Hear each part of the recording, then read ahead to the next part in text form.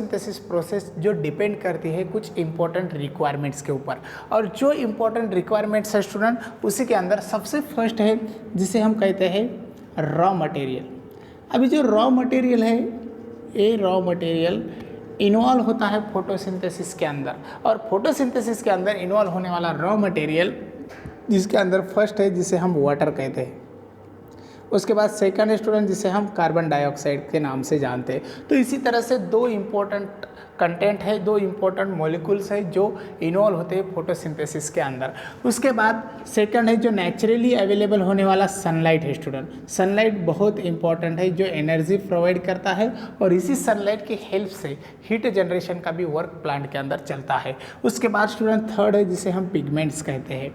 जो pigments plants के अंदर ऑलरेडी प्रेजेंट है, इसी पिगमेंट की हेल्प से लाइट एनर्जी को कन्वर्ट किया जाता है केमिकल एनर्जी के अंदर। तो चलो इसी को लेकर आगे बढ़ते हैं। अभी देखो हम जो पिगमेंट्स देखते हैं तो पिगमेंट्स के बारे में डिस्कस करते समय हमें इंपॉर्टेंट और कुछ टाइप्स को भी डिस्कस करना है। जो पिगमेंट्स आज देख रहे हैं उसी के अंदर फर्स्ट पिगमेंट है स्टूडेंट जिसे हम क्लोरोफिल कहते हैं। First pigment that is the chlorophyll. अभी एक्चुअली क्लोरोफिल पिगमेंट क्या है, इसी क्लोरोफिल पिगमेंट के हमें डिफरेंट टाइप्स दिखाई देते हैं जो क्लोरोफिल पिगमेंट क्लोरोप्लास्ट से रिलेट करते हैं। फर्स्ट टाइप है स्टूडेंट जिसे हम कहते हैं क्लोरोफिल ए, उसके बाद क्लोरोफिल बी, सी, डी, ई, उसके बाद बैक्टीरियो क्लोरोफिल, बैक्टीरियो क्लोरोफिल, और उसके बाद बैक्टीरियो विरिडिन, बैक्टीरियो विरिडिन। इसी तरह से फोटोसिंथेसिस प्रोसेस को हेल्प करने वाले क्लोरोफिल पिगमेंट है। देन स्टूडेंट कैरोटीनॉइड्स के नाम से भी हम वहाँ पर डिस्कस कर चुके हैं। कैरोटीनॉइड्स, जो कैरोटीनॉइड्स है स्टूडेंट वो भी वहाँ पर हेल्पफुल है फोटोसिंथेसिस के लिए। और थर्ड है जिसे हम कहते हैं फाइकोबिलिन्स। तो these are the different pigments which help to the photosynthesis process. अभी क्लोरोफिल के बारे में हम डिस्कस करेंगे। अभी देखो जब हम क्लोरोफिल के बारे में डिस्कस करते हैं तो स्ट्रक्चर क्या होता है क्लोरोफिल का, स्ट्रक्चर ऑफ क्लोरोफिल इसी को देखना है। क्लोरोफिल का स्ट्रक्चर स्टूडेंट जो है वो कुछ इस तरह से, इस स्ट्रक्चर के अंदर हमें मैग्नीशियम दिखाई देता है, नाइट्रोजन भी दिखाई देता है, उसके बाद हमें कुछ पाइरोल स्ट्रक्चर भी दिखाई देते हैं जिसे हम रिंग के नाम से जानते हैं। उसके बाद साइक्लो पेंटानन भी दिखाई देता है। इसी तरह से डिफरेंट स्ट्रक्चर्स वहाँ पर प्रेजेंट है, डिफरेंट एटम भी प्रेजेंट है और डिफरेंट मॉलिक्यूल भी वहाँ पर प्रेजेंट है, जिन्हीं की हेल्प से क्लोरोफिल का एंटायर स्ट्रक्चर तैयार होता है। अभी देखो जो फॉर्म होने वाला एंटायर स्ट्रक्चर है उसी के अंदर हमें दो पार्ट दिखाई देते हैं। जो फर्स्ट पार्ट है स्टूडेंट जिसे हम कहते हैं हेड, और जो अनदर पार्ट है जिसे हम टेल के नाम से जानते हैं। इसी तरह से हेड और टेल भी उसी के अंदर प्रेजेंट है। हेड जो पाइरोल रिंग से बना हुआ है, पाइरोल रिंग्स, और जो टेल है स्टूडेंट वो 20 कार्बन कंटेनिंग साइड चेन है। तो इसी तरह से स्ट्रक्चर हमें दिखाई देता है क्लोरोफिल का। अब स्ट्रक्चर जब हम डिटेल देखते हैं, ड्रॉ करते हैं, तो देखो स्टूडेंट सेंट्रली मैग्नीशियम है, जो मैग्नीशियम डायरेक्टली अटैच है नाइट्रोजन से, और नाइट्रोजन यहाँ पर प्रेजेंट है। First nitrogen, second nitrogen, third, fourth, इसी तरह से 4 नाइट्रोजन दिखाई दे रहे हैं। उसी को दिखाई देती है हमें रिंग, जो इस तरह से हम रिंग यहाँ पर निकाल रहे हैं। अभी देखो जो रिंग हम निकाल रहे हैं स्टूडेंट वो रिंग बहुत इम्पॉर्टेंट है स्ट्रक्चर को कंप्लीट करने के लिए, जिन्हीं की नंबरिंग भी थोड़ा ज़्यादा है और जो ज़्यादा नंबर से हमें यहाँ पर दिखाई देते हैं। इसी तरह से रिंग वहाँ पर प्रेजेंट है। अभी इसे नंबरिंग करेंगे, ए हो चुकी है फर्स्ट, सेकंड, थर्ड और फोर्थ। जो 4 रिंग है वो मैग्नीशियम से अटैच है और डायरेक्टली अटैच है नाइट्रोजन के थ्रू, ठीक है। उसके बाद और एक रिंग दिखाई देती है, जो रिंग यहाँ पर साइक्लोपेंटेनन के नाम से जानी जाती है, जो हम यहाँ पर निकालेंगे, ठीक है। इसी तरह से साइक्लोपेंटेनन, तो इसी को हम 5th नंबर दे चुके हैं। अभी देखो कार्बन को नंबरिंग करते हैं, first, second, third, fourth, 5th, 6th, उसके बाद 7, 8, 9 और 10। इसी तरह से कार्बन की नंबरिंग हम भी यहाँ पर दे चुके हैं। अब ये नंबरिंग किस लिए देना है वो हमें थोड़ी ही देर में पता चलने वाला है। अभी देखो यहाँ पर 7वें नंबर को एक साइड चेन दिखाई देती है, जिस साइड चेन के अंदर हमें 20 कार्बन्स लिखना है। कितने कार्बन्स लिखना है? 20 कार्बन्स। तो यहाँ पर 20 कार्बन की चेन हमें यहाँ पर दिखाई देती है। अभी देखो ये 20 कार्बन की चेन है, इसी चेन को हम पाइटोल के नाम से जानते हैं और पाइटोल टेल भी हम उसे कहते हैं, पाइटोल टेल, और इसे साइड चेन भी कहा जाता है, साइड चेन। ठीक है, अभी देखो थोड़ा आगे बढ़ते हैं। आगे बढ़ने के बाद ये जो रीजन है this is the head region. ठीक है, हेड रीजन। तो ये हो चुका है स्ट्रक्चर ऑफ द क्लोरोफिल। लेकिन स्टूडेंट हमें क्लोरोफिल के अंदर दो इम्पोर्टेंट मॉलिक्यूल्स को एडजस्ट करना है। अगर क्लोरोफिल ए रहेगा तो हमें CH3 को एडजस्ट करना है, क्लोरोफिल बी रहेगा तो हमें CHO को एडजस्ट करना है। यानी कि मिथाइल ग्रुप और एल्डिहाइड ग्रुप डिसाइड करते हैं क्लोरोफिल ए है या बी। यहाँ पर हमें एक पोजीशन दिखाई देती है कार्बन नंबर 3 के पास। जो 3rd कार्बन नंबर है उसी के पास पोजीशन जो दिखाई देती है उसे हम R पोजीशन कहते हैं, और इसी R पोजीशन को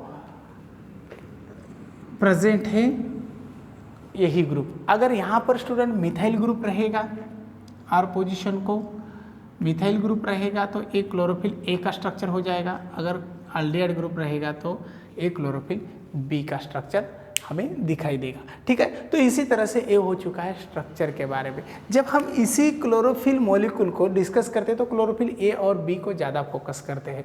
क्लोरोफिल ए और बी को फोकस करते हैं तो इसी का डिफरेंस हमें देखना है जो एग्जाम में पूछा जाता है। अभी मेजर डिफरेंस क्या होता है स्टूडेंट क्लोरोफिल ए और बी के अंदर?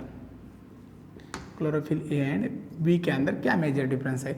क्लोरोफिल ए के अंदर हमें जो डिफरेंस दिखाई दे रहा है वो है R पोजीशन का, जो R पोजीशन को हमें दिखाई देता है मिथाइल ग्रुप, और जहाँ पर जो R पोजीशन है वहाँ पर दिखाई देता है CHO ग्रुप। ये मेजर डिफरेंस हो चुका है स्टूडेंट। और इसी मेजर डिफरेंस के साथ और एक इम्पॉर्टेंट बात हमें पता चलती है जो एग्जाम के दौर पर हमें याद रखना है, इसी के ऊपर क्वेश्चन भी आ सकता है। तो ये क्लोरोफिल ए और बी का डिफरेंस वहाँ पर हो चुका है। कुछ और भी पॉइंट है जैसा कलर के बारे में भी वहाँ पर हमें दिखाई देते हैं। तो चलो थोड़ा आगे बढ़ते हैं। अभी देखो ये हो चुका है स्ट्रक्चर के बारे में और कुछ पिगमेंट्स के बारे में। सेकंड पिगमेंट हमें देखना है जिसे हम कैरोटीनॉइड्स कहते हैं। कैरोटीनॉइड्स के भी हमें दो डिफरेंट टाइप्स दिखाई देते हैं। फर्स्ट है जिसे हम कहते हैं कैरोटीन, ठीक है, और जो सेकंड स्टूडेंट जिसे हम कहते हैं ज़ैंथोफिल। कैरोटीन जो जनरली C4TH56 मॉलिकुलर फार्मूला दिखाता है, और ज़ैंथोफिल जो C40H56O2 ए मॉलिकुलर फार्मूला यहाँ पर दिखाई देता है। इसे भी हमें नेक्स्ट टाइम डिटेल में डिस्कस करना है। उसके बाद फाइकोबिलिन्स के बारे में सोचेंगे। फाइकोबिलिन्स जो अलगी के अंदर पाए जाने वाले कंटेंट हैं। अभी इसी के अंदर देखो फर्स्ट स्टूडेंट जिसे हम कहते हैं फाइकोसाइनिन, ठीक है, जो सेकंड है जिसे हम कहते हैं फाइको एरिथ्रिन, ठीक है। अभी देखो जो फाइकोसाइनिन है वो तो पर्पल कलर है, और जो फाइको एरिथ्रिन है स्टूडेंट वो रेड कलर दिखाता है। तो इसी के बेसिस पर अलगी को भी हम पर्पल और रेड अलगी के नाम से भी जानते हैं। ये सभी पिगमेंट हेल्प करते हैं फोटोसिंथेसिस प्रोसेस के लिए। अभी आगे बढ़ते हैं स्टूडेंट थोड़ा, और एक्चुअली फोटोसिंथेसिस प्रोसेस कहाँ पर होती है उसी को डिस्कस करते हैं, यानी कि हम साइट ऑफ फोटोसिंथेसिस इस पॉइंट को लेकर आगे बढ़ेंगे। देखो स्टूडेंट इसी के लिए हम थोड़ा स्पेस बनाते हैं। अभी देखो साइट ऑफ फोटोसिंथेसिस को लेकर हमें डिस्कस करना है। एक्चुअली इस फोटोसिंथेसिस कहाँ पर होता है, पोजीशन क्या है, लोकेशन क्या है फोटोसिंथेसिस का। जो लोकेशन हम दिखाने वाले हैं उसी को हम साइट कहते हैं, यानी कि exact location of the photosynthesis. जहाँ पर फोटोसिंथेसिस होता है उसी लोकेशन को देखना है तो उसे हम कहते हैं साइट ऑफ फोटोसिंथेसिस। तो चलो स्टूडेंट उसी को लेकर हम थोड़ा आगे बढ़ते हैं। अभी देखो साइट ऑफ फोटोसिंथेसिस के अंदर हमें एक डायग्राम भी निकालना है। अभी एक्चुअली क्या डायग्राम निकालना है वो हम अभी देखने वाले हैं। देखो स्टूडेंट हम सभी को पता है ग्रीन लीफ के अंदर फोटोसिंथेसिस होता है। अगर ग्रीन लीफ के अंदर फोटोसिंथेसिस हो रहा है तो इसी ग्रीन लीफ का स्ट्रक्चर हमें पता होना बहुत ज़रूरी है। अब स्ट्रक्चर तो हम ग्रीन लीफ का निकालेंगे, लेकिन हम स्ट्रक्चर इंटरनली डिस्कस करेंगे स्टूडेंट, ठीक है। इंटरनली ग्रीन लीफ के स्ट्रक्चर को डिस्कस करना है तो हमें क्या करना पड़ेगा। अभी देखो यहाँ पर हमने लीफ ड्रॉ किया है।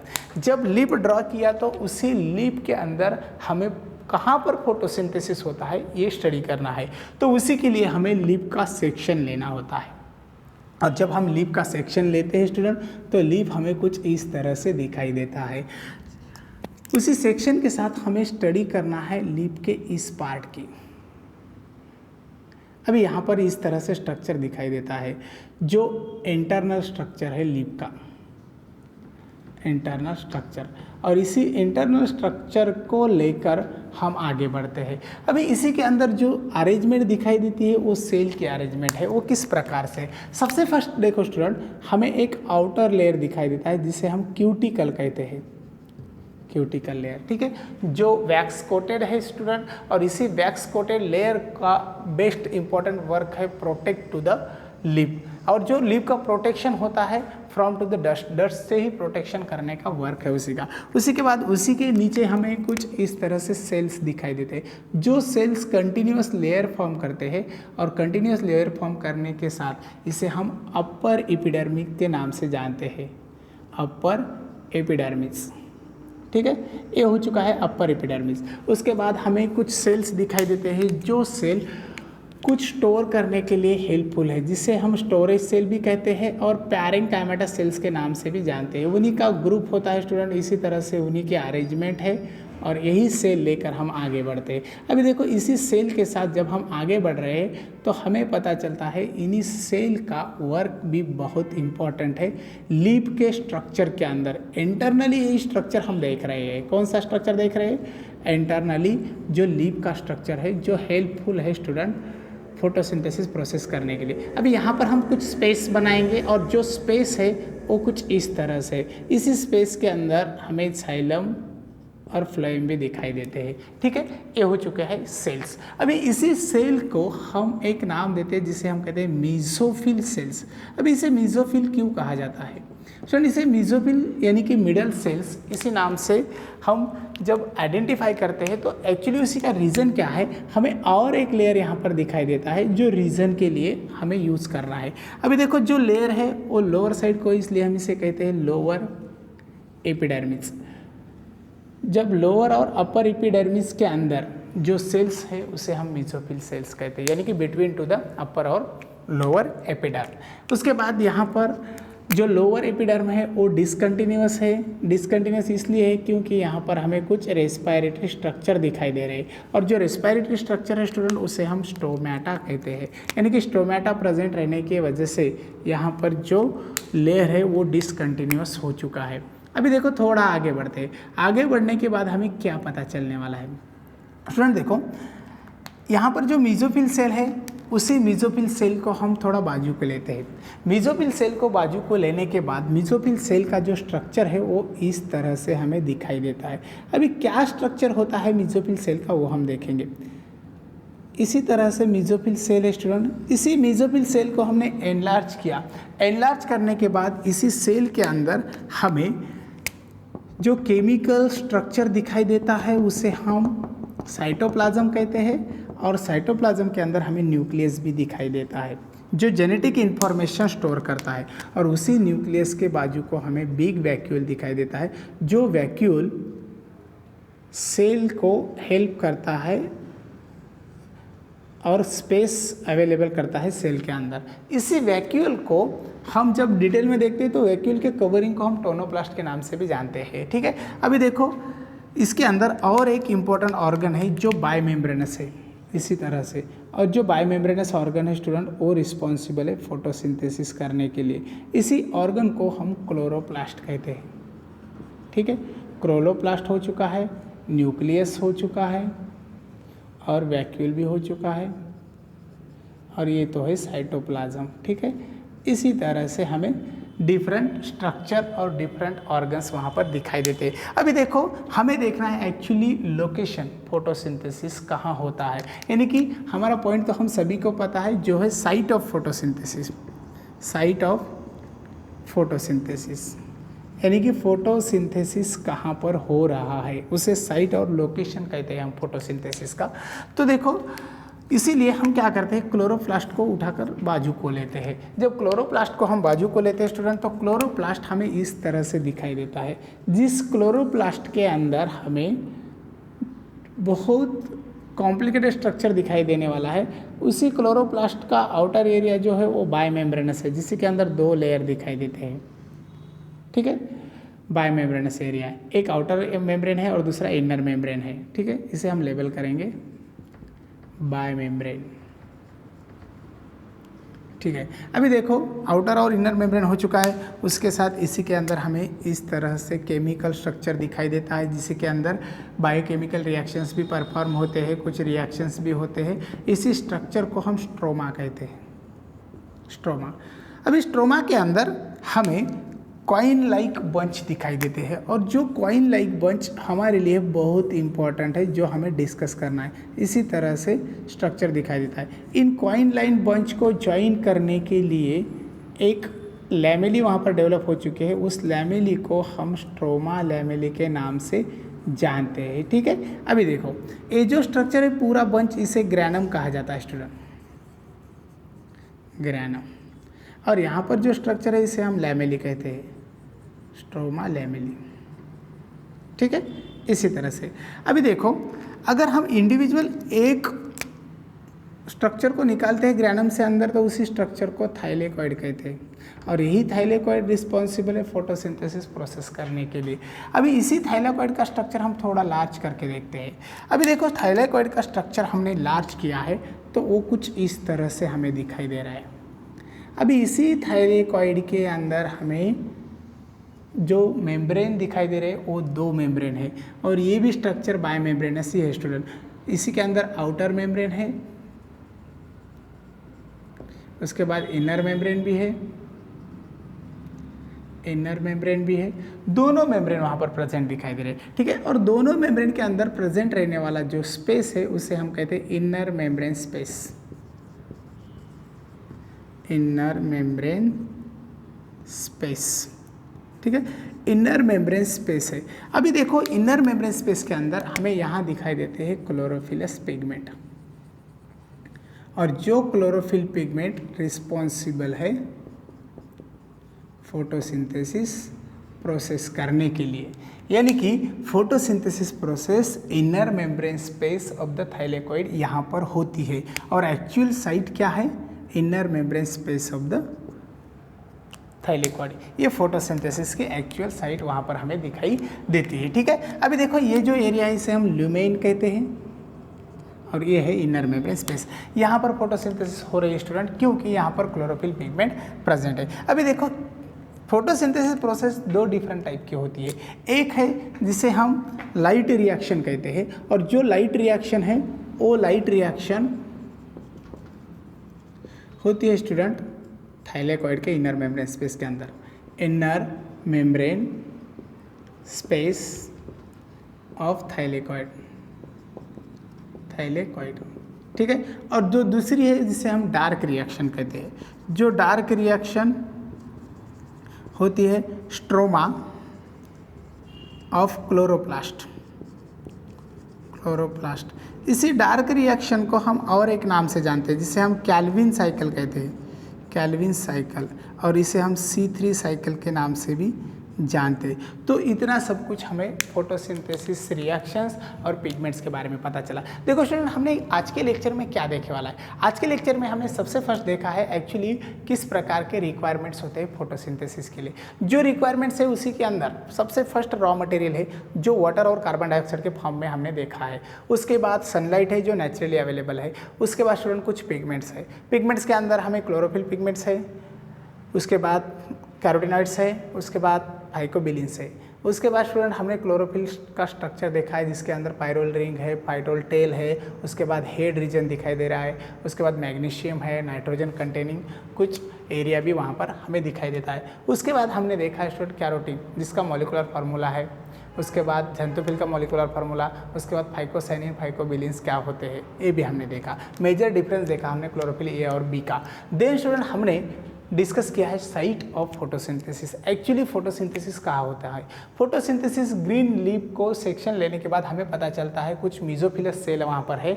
उसी मीजोफिल सेल को एनलार्ज करने के बाद उसी के अंदर न्यूक्लियस, वैक्यूल, साइटोप्लाज्म और क्लोरोप्लास्ट लाइक स्ट्रक्चर दिखाई देते हैं। जो क्लोरोप्लास्ट है उसे हम बाजू को लेते हैं और उसी की स्टडी करते हैं तो हमें पता चलता है क्लोरोप्लास्ट बाइस मेम्ब्रेनस है, उसी के अंदर ग्रैनम है और ग्रैनम का इंडिविजुअल पार्ट जिसे हम कहते हैं थैलेकोइड। उसी थैलेकोइड को हम लेकर बाजू को चलते हैं तो बाजू को लेने के बाद हमें पता चलता है थैलेकोइड जो बायोमेम्ब्रेनस स्ट्रक्चर है उसी के अंदर ल्यूमेन भी प्रेजेंट है और chlorophyll pigment actually inner membrane space के अंदर प्रेजेंट है, जहाँ पर फोटोसिंथेसिस होता है। और यही फोटोसिंथेसिस जब लाइट रिएक्शंस के नाम से जाना जाता है तो वो inner membrane space of the thylakoid यहाँ होता है, और जो डार्क रिएक्शंस है वो stroma region of the chloroplast यहाँ पर होता है। तो स्टूडेंट ये हो चुका है फोटोसिंथेसिस के बारे में। ठीक है, थैंक यू।